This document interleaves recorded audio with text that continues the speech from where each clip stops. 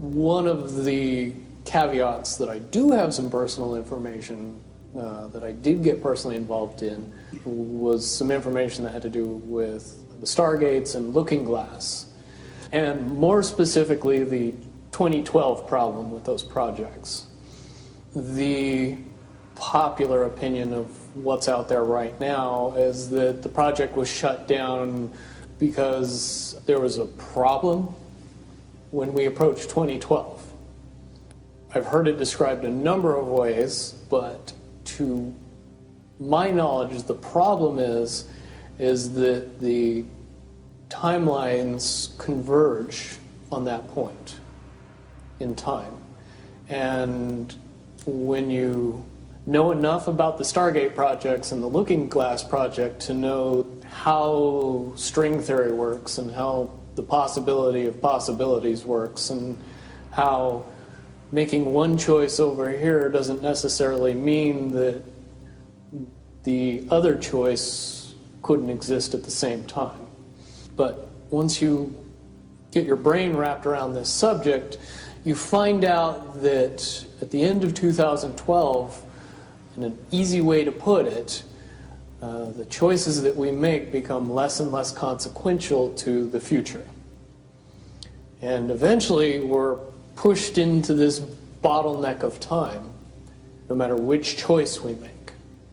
And that's important to the people that had access to Looking Glass because they would use Looking Glass knowing the choices that they would make and the future would pop up.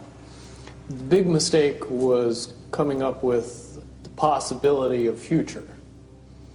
And when we started using a computer to say, well, if we make this choice, it's 79% possible that this scenario happens, and 23% are possible, or whatever, I'm using round numbers, that this scenario would happen.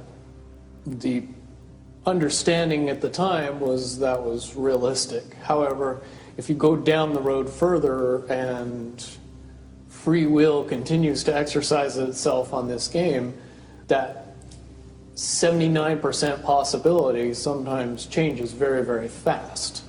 But if you look at the situation in a point of time, it seems very realistic that that's the greatest possibility. What happened was people, very smart people, began to figure out that something big was coming up.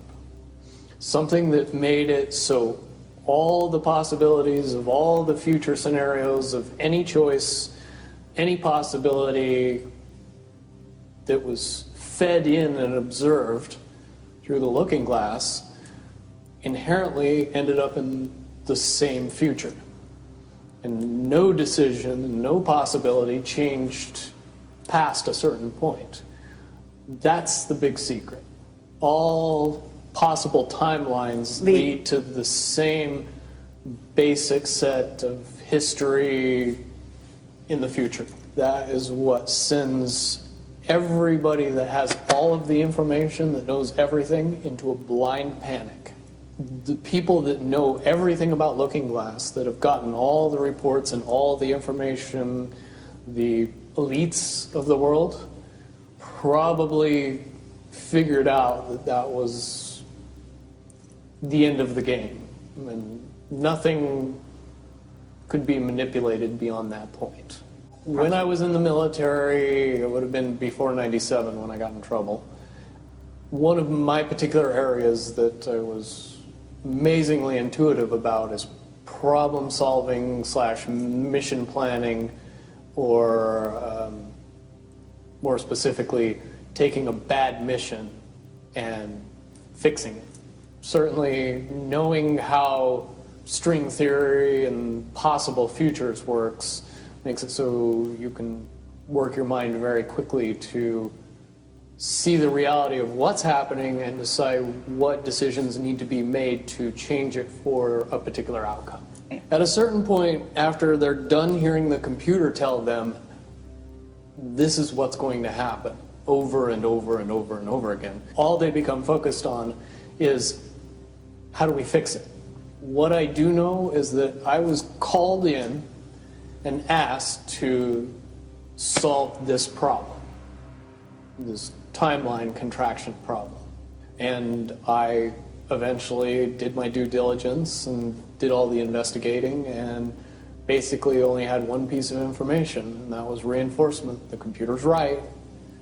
The timelines will contract down to some inevitable thing. There is an inevitable event.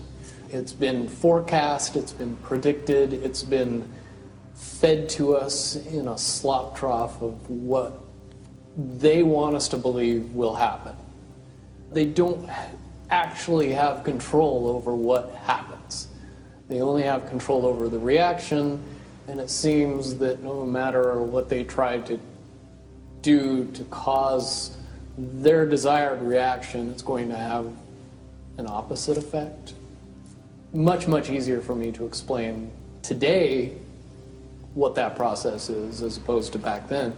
If I had to give it a name, I would say it's the awakening process. It's an evolution of consciousness that cannot, will not, and no matter what decisions or possibilities are injected into the equation, eventually it all resolves down to us all learning the truth and becoming aware of this massive dam of lies that has been built that keep us from knowing massive volume of information that we should otherwise possess.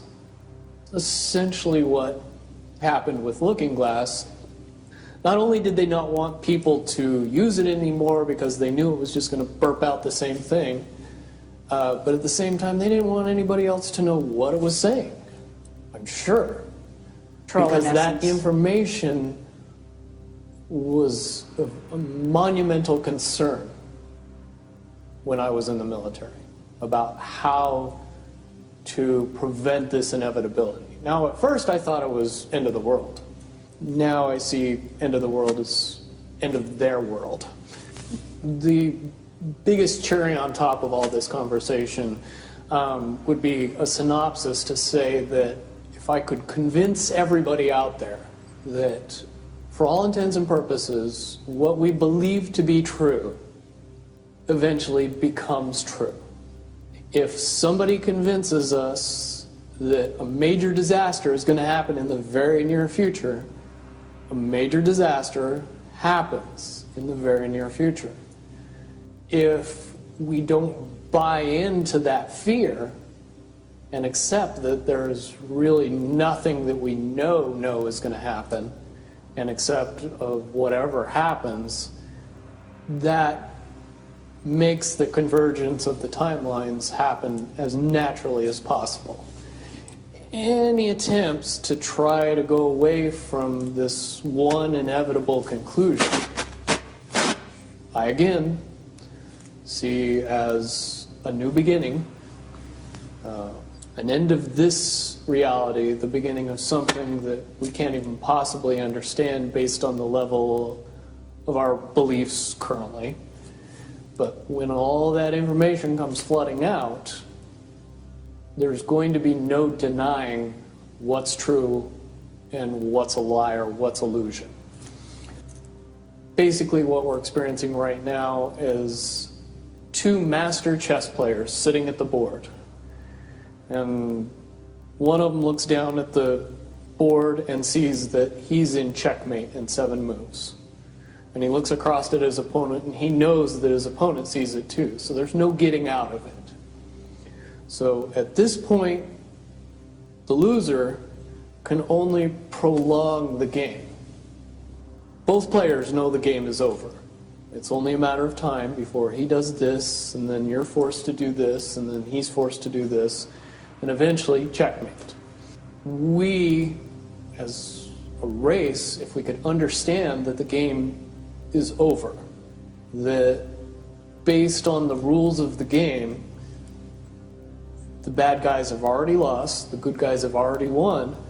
Yes, there's moves left on the table, but those moves are being forced by the player that is going to win. The only way that checkmate can't happen is if the player that's winning makes a mistake. But from all of the information that I've gathered, all of the information that's been given, all of the information that's been vetted to me, it seems pretty obvious that the good guy player on the side of the chessboard knows exactly what has to be done to win the game. And so at this point, any mistake would be all but impossible. But again, you really have to understand the game to know that the guy that's losing is lost. And I'm sure most people sitting watching a chess match between two advanced chess players know the game's over long after the two players know it's over. Because they can't see the board and see that there's only 7 moves left.